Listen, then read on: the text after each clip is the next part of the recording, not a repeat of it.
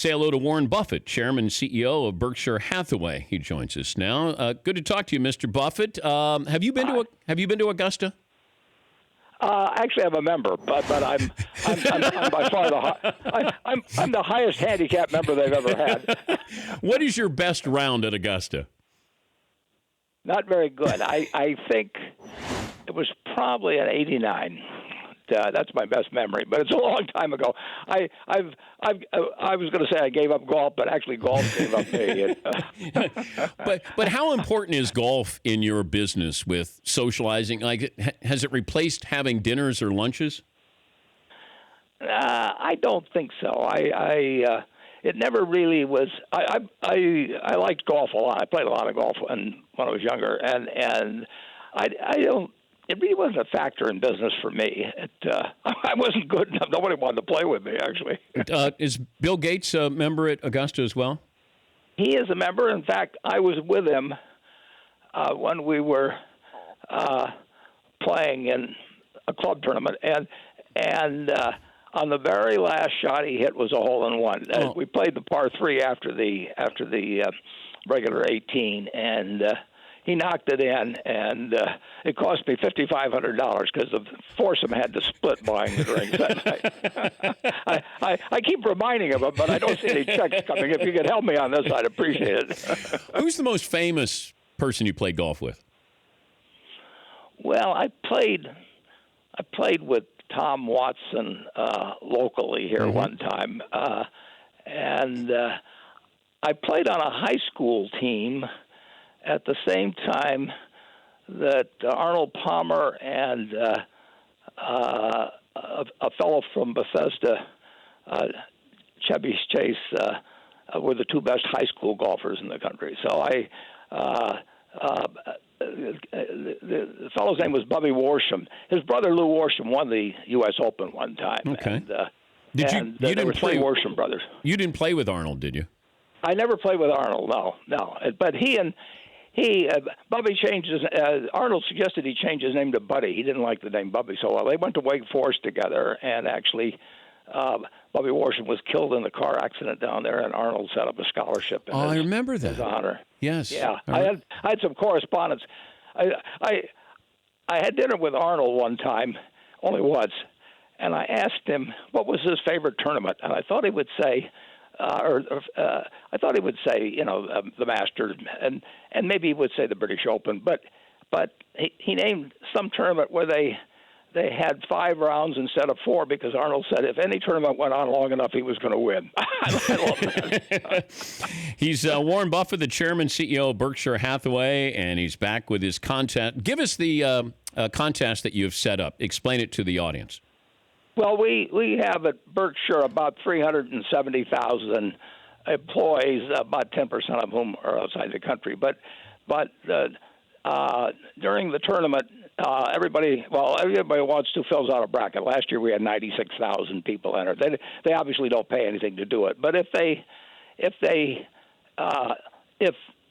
anybody makes it through the first round, 32 games, picking all the winners, and they're the only one, they get $1 million. If they get all the way to the Sweet 16, if they pick all the winners in the first 2 rounds, they get $1 million a year for the rest of their life. And this year, I just threw in that if Creighton wins the whole thing, we double the prizes. So somebody can win $1 million. Last year, we had going into the end, we had 5 people that picked, at least 5 people that picked 31 out of 32 games. Oh no! And the one guy that was left at the end. He was in a game where his team was leading at the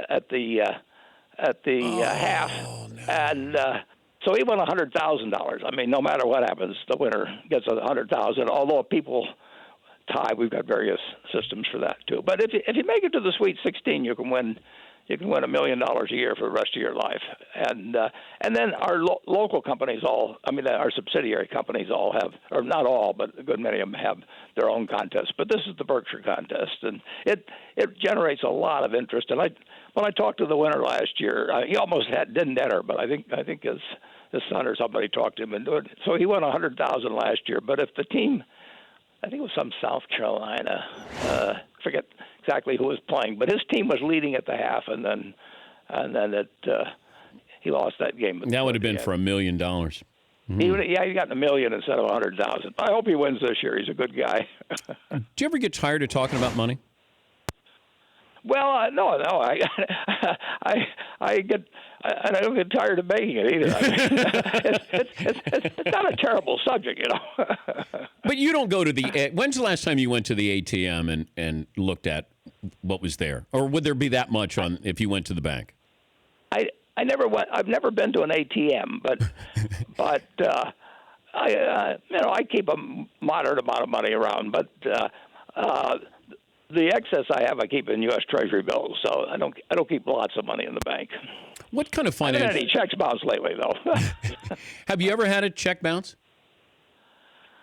I don't think I've had a check bounce. I gave my wife, my first wife, I gave her a T-shirt one time that said, how can I be overdrawn? I still have some checks left.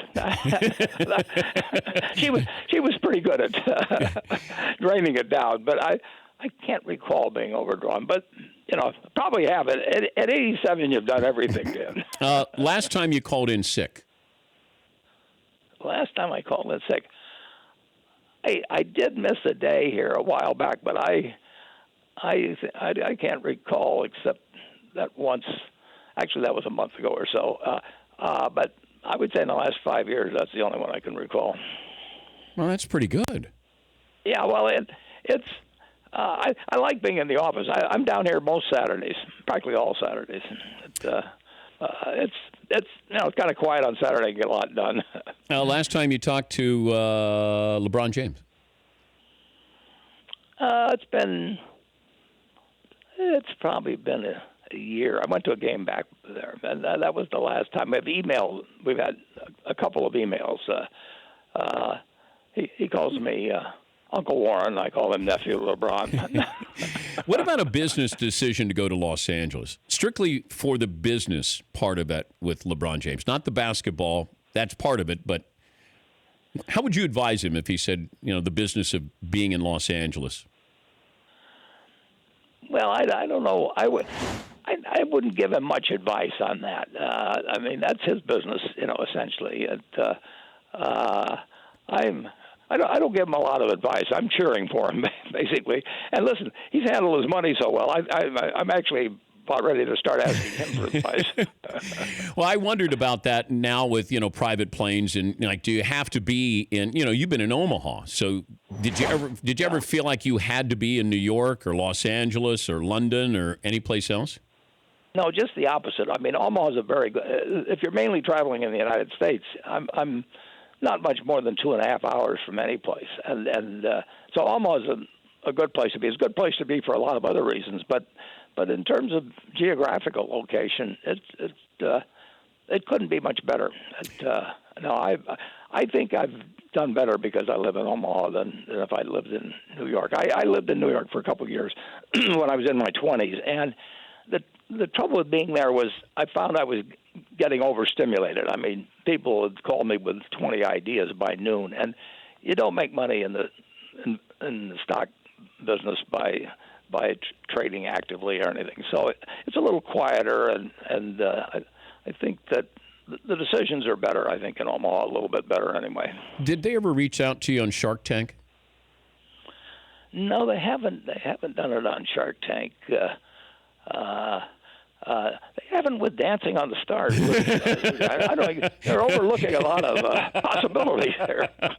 Okay, if they called for Shark Tank or Dancing with the Stars, which one would you accept?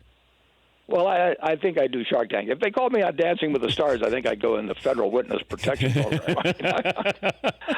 I would not want to be out there. Yeah, well, Cuban did it. He went on both. I know. He's a lot guttier than I am. He offered to be a Dairy Queen manager one time. I know.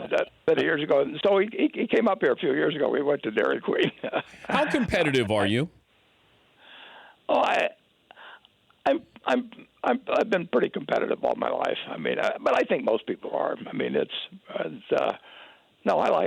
like to win. But the trick with that is picking the games you're in. I mean, the way to beat Bobby Fischer is to play a mini game except chess. I mean, so you want to pick your games. Well, I think you've won, though. I think you've won, Warren. You won a lot of games. I'm having fun. It's always great to talk to you. Continue great health, and good luck with the bracket challenge again. Okay, we'll let you know if somebody wins $1 million. Thank you, Warren. Thanks, Dan. All right, that's Warren Buffett, Chairman, CEO, Berkshire Hathaway. This is 4 years in a row we have him on, and he's just a treat, just a treasure. Great sense of humor. For more Dan Patrick Show, tune to Audience Channel 239 on DirecTV or download the Dan Patrick Show app.